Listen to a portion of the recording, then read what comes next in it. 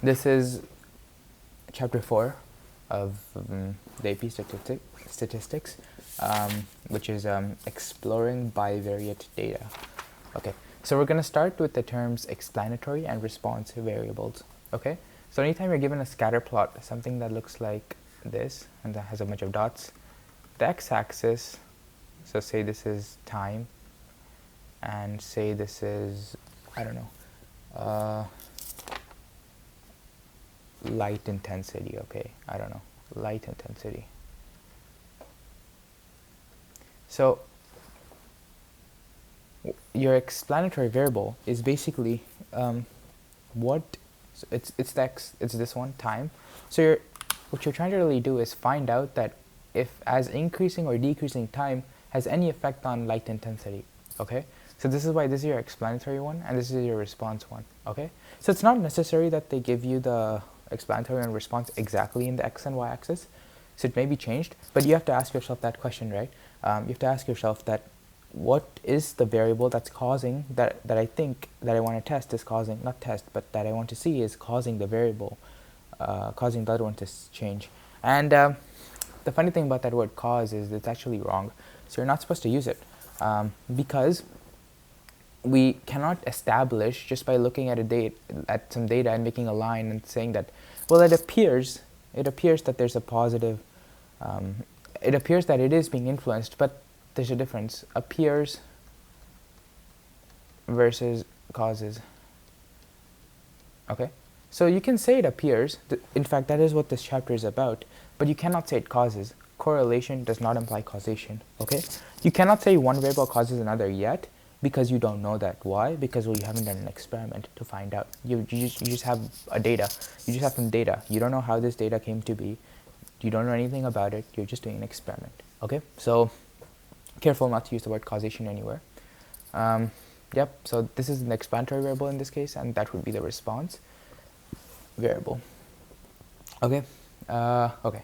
So let's move on to actually analyzing a scatter plot. So I've made a scatter plot here. Just give me a second.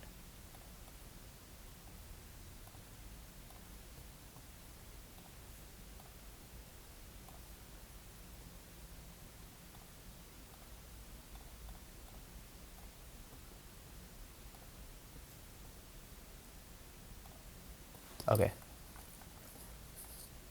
So I've made a scatter plot here myself.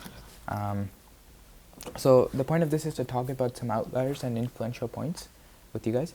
So when you're looking at a scatter plot, there are three things that you have to keep in mind: outliers, influential points,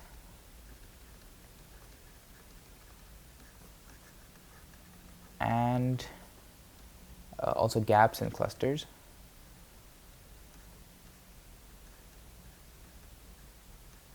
Okay, so if you look at the scatter plot over here, you observe that if you were to draw a line of best fit, then it would be something like this, right? You would that something like this maybe. That would be your line, correct?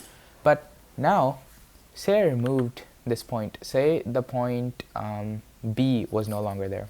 Okay, but then my line would still look roughly the same.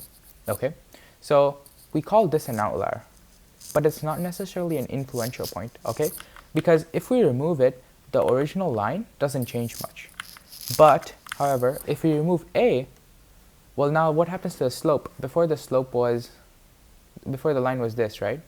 But if we remove this point, the line now becomes something like that. Okay, so it does drastically change the line of the slope. The slope. So therefore, this point is influential. So tip number one for this one is outliers. Outliers are not necessarily okay. Outliers may not be influential, but influential means outlier.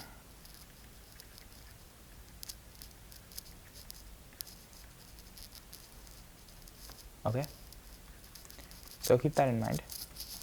It's one of those things that you can say it a specific way, but you can't switch it around. And this is one of those things. Okay, so that is outliers versus influential.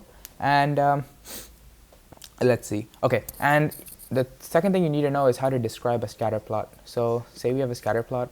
I'll just make up a random one. Okay, and say the line of best fit looks something like that. Okay, so if it's a positive slope and the points are roughly close to the line, you say there's a positive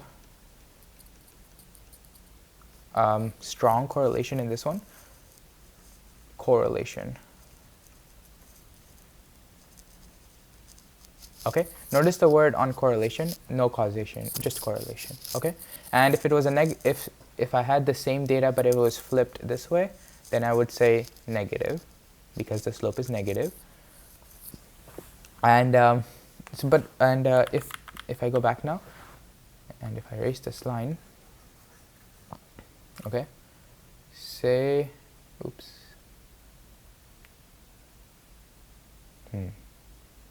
okay, say my points were spread out,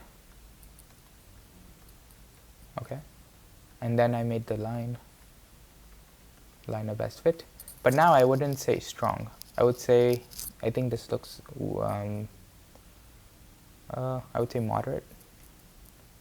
Okay, and weak correlation would be completely scattered data that is very far from the line of best fit. Okay, so those are the keywords, keyword 1, keyword 2, and this, of course, it's not really a keyword, but you cannot ever say causation because you don't know. Okay, okay, so that's it about patterns, I mean visually assessing patterns. Now let's move on to some mathematical definition of correlation, right? Because as you can see, just being like, okay, this line looks the best here, this line looks like it represents the data most, it's not very good. We want a more mathematical approach. So hence comes the R value, which is, so the most interesting part of this lecture is really just the R value. And the R value is given by the formula, I think it's important even though you don't need it. It's given by the formula this. Oops.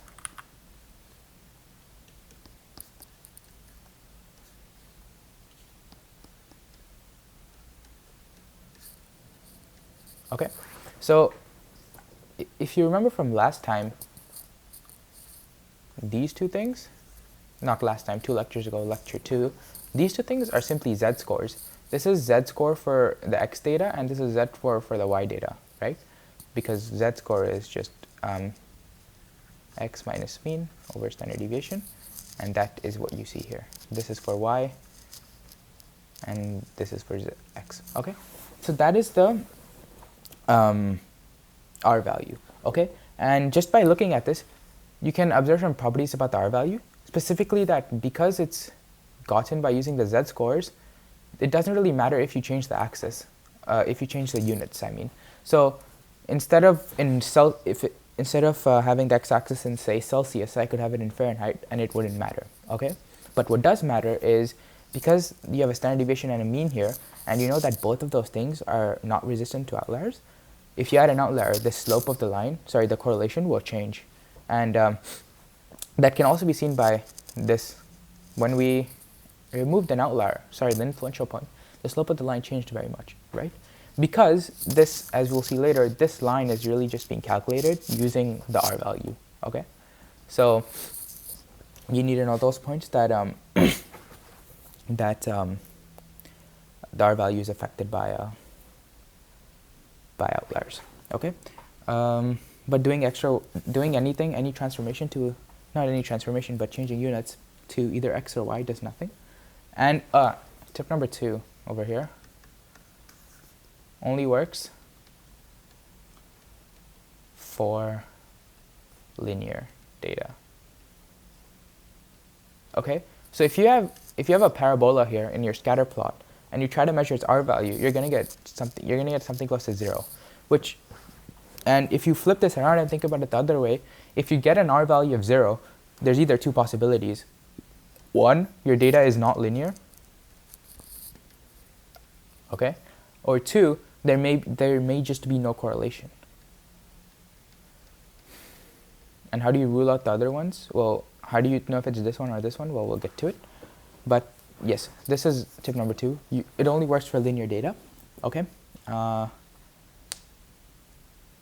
yes, so there's an exception to this rule that I talked about. If you change units, it does nothing.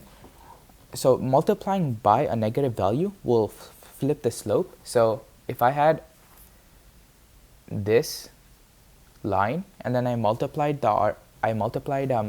changed the x and the y, or whatever. Say I just changed the y, I flipped it around, I made it all negative, then the slope of this line would also flip. Okay, and we'll talk about why. I'll show you why later.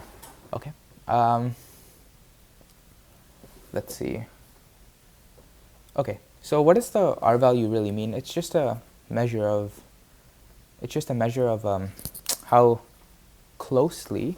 So this is tip number 3. What the R value is measuring is how closely are all points to the line of best fit.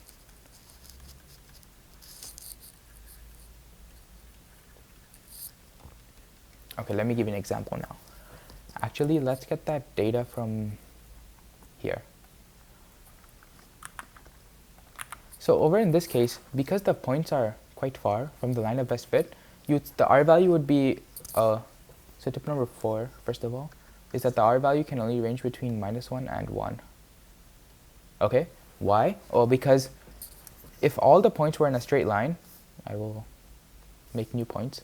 So if all the points were on a straight line, say they were all on this line, then you would have perfect correlation, right? R equals to 1, positive 1. Because you're saying that every single point falls on a straight line, okay? And if it was -1, then you would have the same data, except the line would be flipped. Sorry, so you'd have a negative slope, something like that. But still, all the points would fall on the same line. So that is tip number 5. R equals to 1 means every single point falls on a straight line. Okay, straight meaning that you can represent it with the equation y equals to mx plus b. Okay. Okay, that is all about R. So in this so far, you just need to remember the tips, and let's see what else is here. Okay. Okay, so now let's talk about the least square regression line. LSRL, least squares regression line. Okay, so what is the least square regression line? Well, the least square regression line aims to minimize the sum of vertical differences. To put it in mathematical notation, these are the sum of the vertical differences, which is, say I had a hypothetical line, not hypothetical, say I had this line, right, without the red points. Okay, say I had this white line over here, that was my LSRL. Okay, now what is the vertical difference? Well, the vertical difference is these things. How far away vertically is every point from the predicted value of that line? Okay, so actually if I copy this figure, it should be easier. There. So first of all, this is the value that the line thinks that point will have. It's called y predicted, okay? And it's basically what the line thinks the value of that point will be, what the value of that point will be, okay? And then y is the actual value, okay? And then so if you have y predicted if you have y minus y predicted, that gives you something called the residual, okay? And then finally, what the LSRL does, it basically wants to minimize these residuals, but not just the residuals, but the square of them. So it wants to minimize this value, residuals, so yi minus yi, I pred squared, okay? So it wants to minimize this value. Okay, so that seems pretty straightforward, right? But now, I'll give you, so that is what the LSRL aims to do. It wants to minimize the vertical differences or the residuals, the squares of the residuals. Okay, now here's tip number, I don't know, what are we on, 6? This line, the LSRL, will always pass through the point x mean comma y mean. Okay, and when I first heard this, I said why, and no one had an answer. So because it seems intuitive, but it really isn't. If you think about it, why should this point ever be on the line, right? And well, that has to do with some calculus. So you need some calculus to find this out. So what you would do is you take the partial derivative of this expression. So whenever you want to minimize or maximize a quantity, you always want to take its derivative and then set it equal to 0 and then solve, right? And then if you do all of that, you'll find out that when the points, these 2 points must be there to minimize the line, to minimize the sum of vertical differences. So where is that? Anyway, so these two values must be on the line. These coordinates must be on the line so that the sum is minimized. And for now, you just have to accept that fact unless you know calculus. I mean, you can be taking calculus right now too. And if you've taken AP Calculus AB or BC or whatever, this should be, you can easily show this. So just take this expression, take its partial derivative, and you can see for yourself why this point must be on the line. Okay, and later on we'll find out that this property, that in order to be minimized, this condition has to be met, that the point x mean and y mean must be on the line, but also that the sum of residuals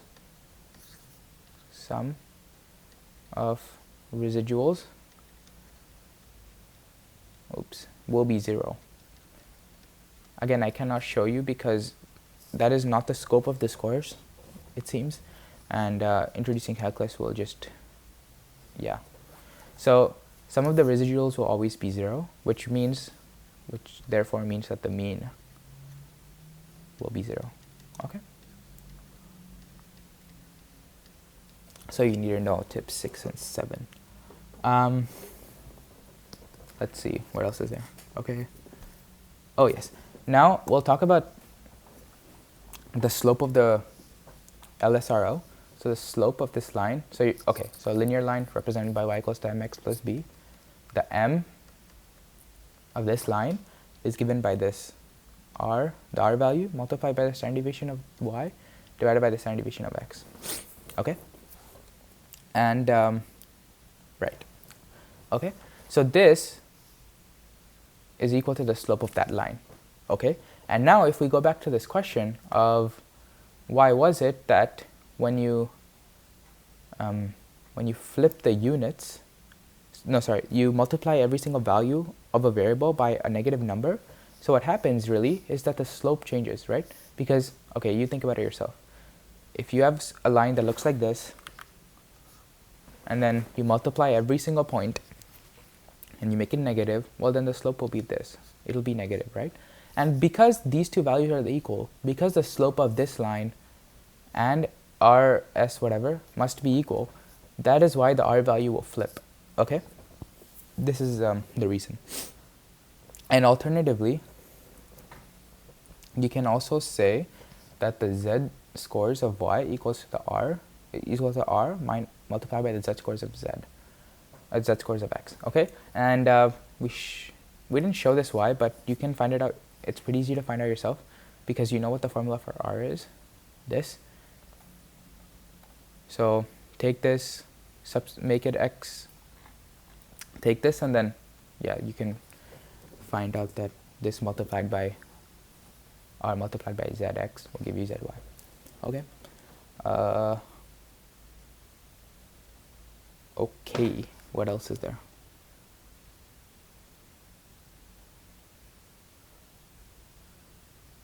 So actually this is tip number 8, which is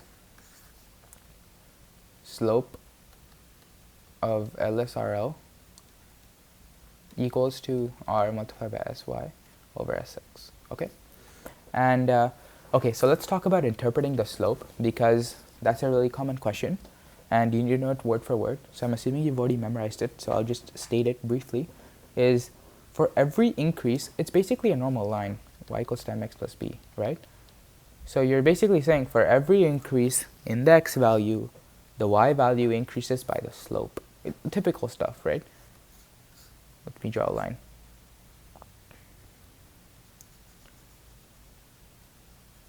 For every increase in the x value, if I'm here and I go to here, the y value will increase by the slope. Okay, that is what you're saying. So that is how you interpret the slope. Okay, and finally, you need to know this equation: y hat equals to y bar. I'll just write it first. So this is the equation for the LSRL. Okay, and you need to know this equation because they'll give you this data and then they'll ask you to put it all in and then solve for the equation, and then you need this equation. Okay, and okay, let's see. Yeah, that is about it. We also have interpreting r, which we did, and r squared. Oh, we need to talk about r squared. R squared is called the coefficient of determination, and I don't exactly know why this value exists, but we use it later in residual plots. But anyway, this is called the coefficient of determination, but that's not important. Determination. What is important is how you interpret this value. So how do you interpret this value? Well, you say that r squared percent, again you should have already known this, but r squared percent of the variation in y, the y variable, can be explained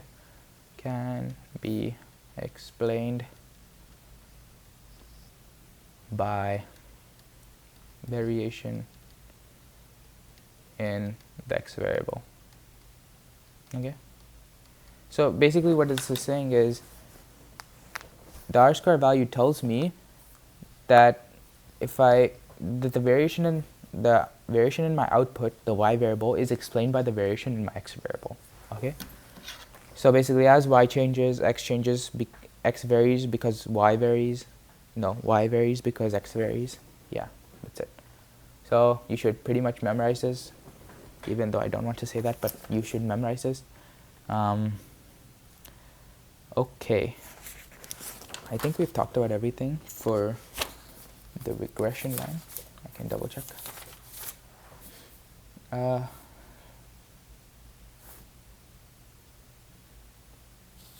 Okay, let's see.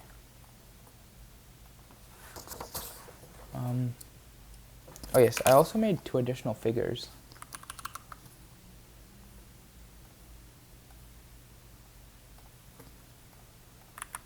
So these show you what it means for r value to be +1 and what it means for an r value of 0. And we'll use this figure just right now, actually. Okay, yeah, so let's get to residual plots, and I'll talk about this figure over here. So what is the purpose of residual plots? Well, residual plots plot the residuals, okay?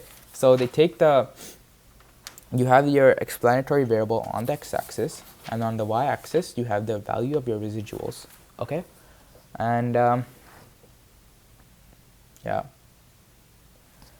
so on the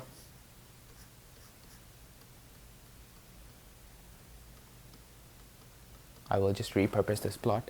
Okay, so on the x value you have your explanatory variable, and on the y variable you have your residuals, which again are just y minus y paired. Okay, now key things when it comes to the residuals, they should have no pattern. Okay, no pattern. Yes, that is all you need to know. If the residual plot shows a pattern, that means that it is best not to use a linear regression for that model, and you should instead use something else, another regression, maybe I don't know, a power regression, or yeah, something else. And just if there should be no pattern in the residuals. So I'll just write out these 3 pointers actually. 1, no patterns. 2, values. So values spread evenly. So you should have, this is 0, this is some positive value, that's some negative value, and you should have half of your points over here and half of your points over here. Okay, and the third point, which is tip 10, or wherever we are, is that yes, your residuals should be as small as possible. Because I found this out because there's a question, and I was doing a question and it said that which of these residual plots are the best, and I didn't know because none of them showed a pattern. All their values were spread evenly. But then this was the key. You should have as small as you can. Okay, whatever. The smaller, the better.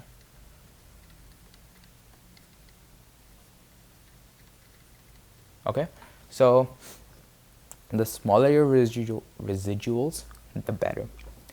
Okay. What else?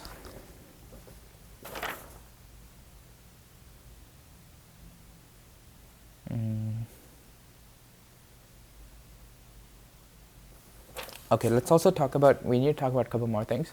Let's talk about the standard deviation of the residuals, which I can give you the formula. Actually, I will give you the formula. Note the capital S, it's a capital S.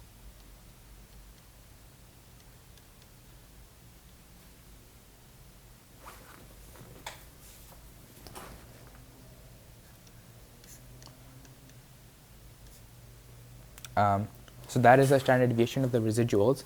And if you're wondering why the n minus 2 is here, well, I hope you've looked at Bessel's correction by now, the start of the first video. But why we don't have an n minus 1 is because now we have two quantities. We have both the x and the y. So that's why you have a minus 2 instead of a minus 1. Okay? Yeah, you can make this transition if you know about Bessel's correction, and if you don't, then I suggest you look it up, and then you'll be able to understand why there's an n minus 2 here. Okay, but what's more important is not the formula, but what it tells you. The standard deviation of the residuals tells you how the points are spread out around the regression line. So again, going back, so over here, right, the points are not spread out across the line at all, they're all on the line. But over, I don't know, we can go back. Over here, the points are spread out quite a lot. So these were the points, by the way. Over here, the points are spread out quite a lot. So your standard deviation will be higher. So you need to know that. So you need to know what this value means.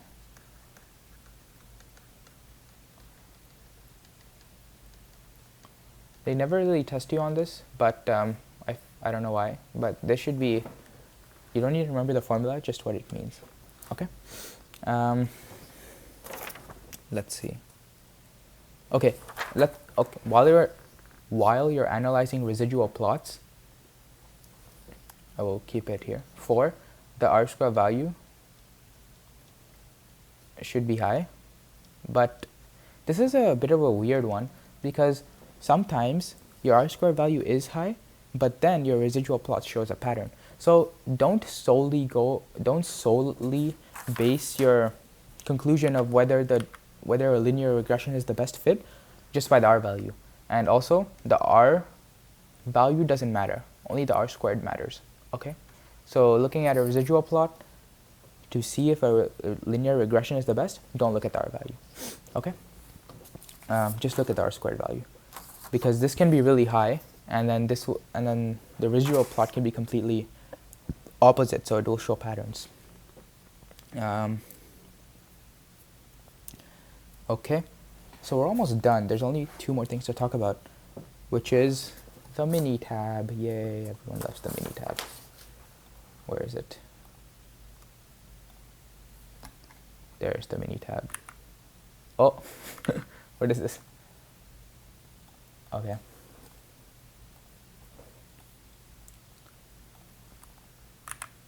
Here's the mini tab. So we will ignore this, ignore this, ignore this. This is the standard deviation of the residuals.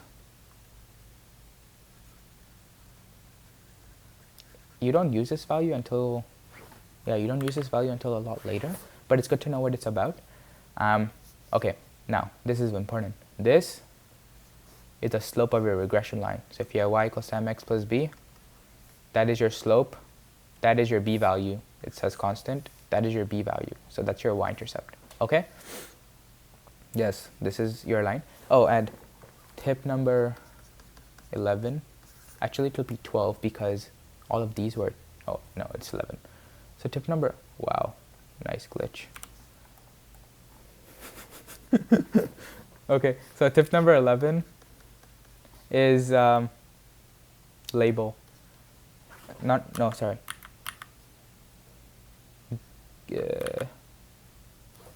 How do I say it? Okay, so you know how it says here years since 1970? That tells me what the x variable is, okay? So you should tell them what the x variable is and what the y variable is. So, for example, you can have like miles per gallons versus speed, right? And then you would tell them that, well, speed, in my linear regression equation, my speed is my x value, okay? And my miles per gallon is my y value. So you need to tell them. And when you're writing your linear regression, don't write y equals to mx plus b in this, whatever. This and this should be replaced by your explanatory and response variable. So that is tip number 11, okay? Replace the variables and also label your residual plots, label everything, just like in chapter 1. Label it all. Okay. Yeah, we covered everything in the in the mini tab. Okay, now we get to the last part again, which is my favorite part because I messed up on this.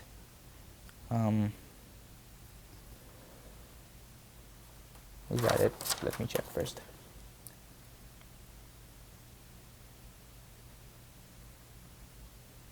Okay, no, we've covered everything except for this last part, which is transforming variables, which is my favorite part. I love this part.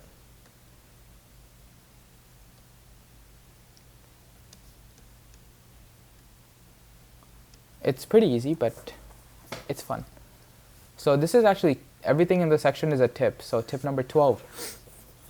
If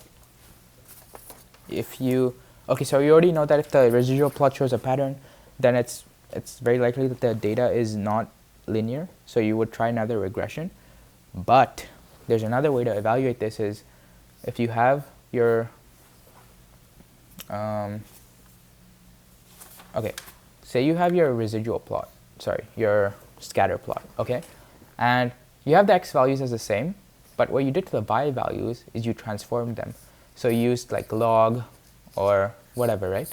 But you performed a mathematical operation on all of the y values, and then suddenly you get, what do you get? You get a linear line.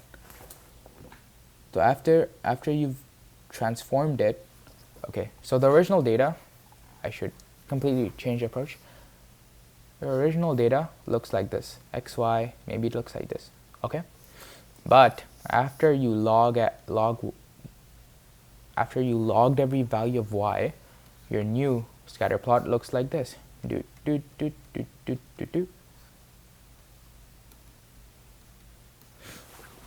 Okay, and guess what? This residual plot showed a pattern, but this one didn't. So what does that tell you? Well, it tells you that if you're just given this, so the question usually will be, they won't give you this one. They'll just give you this one, and then they'll ask you, oh, was the original data linear or non-linear? Well, if you're transforming it and then you get a linear line, well, then obviously the data was non-linear, right? Because you've changed the y variable to make this data linear. And I messed up on this because I didn't read it carefully enough. So anyway, if a linear regression line is better on transformed variables, it means that the original data was not linear. Okay. Yes.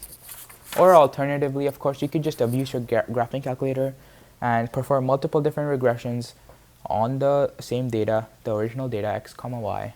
So this one, you can just form multiple regressions. So you can form your power regression, your linear regression, logarithmic regression, whatever you want. And then you can just compare all the residual plots, then find out which one is best. So either approaches, but just know that they can ask you questions on this one sometimes. Okay. So that was tip number 12. I can write it out. Is it 11 or 12? 12. If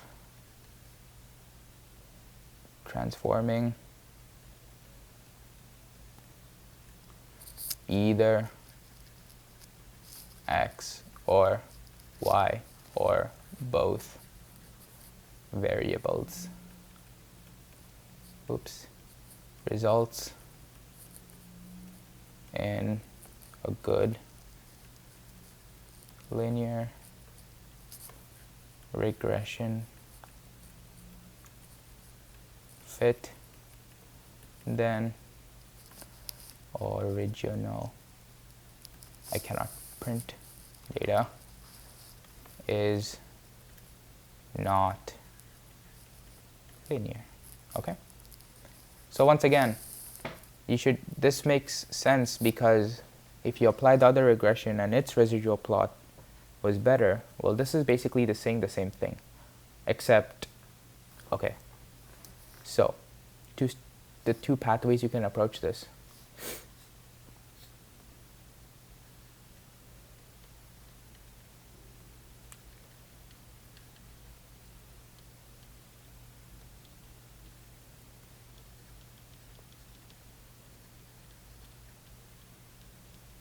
Okay, so you can either change the variables or you can perform a different regression. And if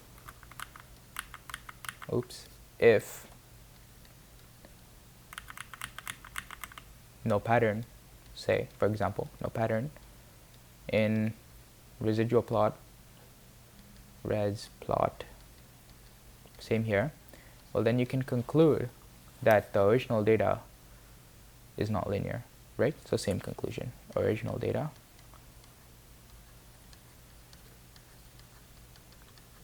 not linear.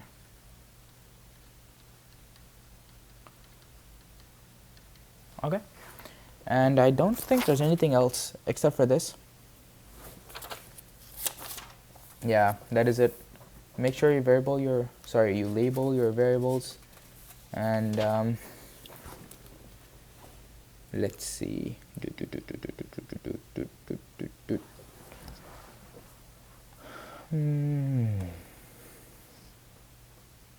Yep, that is it, I think.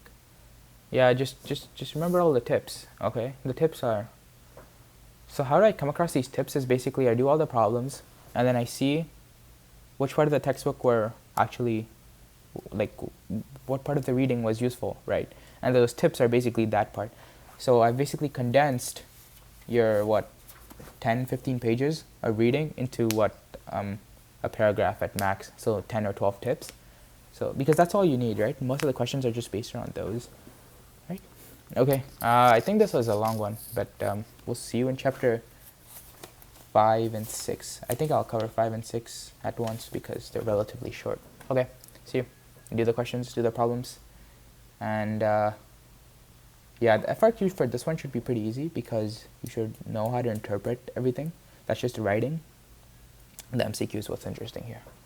Okay, yeah, see you.